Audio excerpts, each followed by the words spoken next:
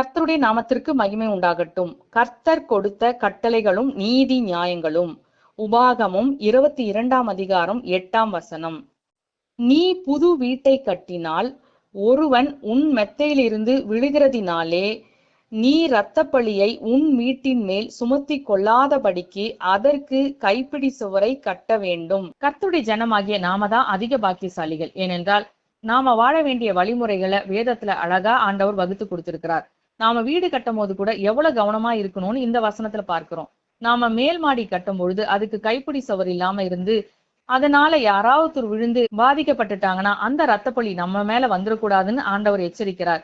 இது வீடு கட்டுற விஷயத்துல மாத்திரம் இல்லைங்க, நாம ஓட்டுற வாகனத்துல நாம செய்யற எல்லா காரியத்திலையும் நம்ம கவனமா இருக்கணும். மத்தவங்களுக்கு எந்த விதத்துல தீமையோ சேதத்தையோ கொண்டு வந்துடக்கூடாது. ஏன்னா அப்படி செய்யறதுனால மத்தவங்களுக்கு நாம தீமை செஞ்சவங்களா ஆயிடுவோம், மேலும் நமக்கு சாபத்தை வருவிச்சிருவோம். ஆகவே நாமளும் மத்தவங்களும் நல்லா இருக்கிறதுக்காக கர்த்தர் நமக்கு கொடுத்திருக்கிற எல்லா கட்டளைகளையும் கற்பனைகளையும் நம்ம கை கொள்ளலாம்.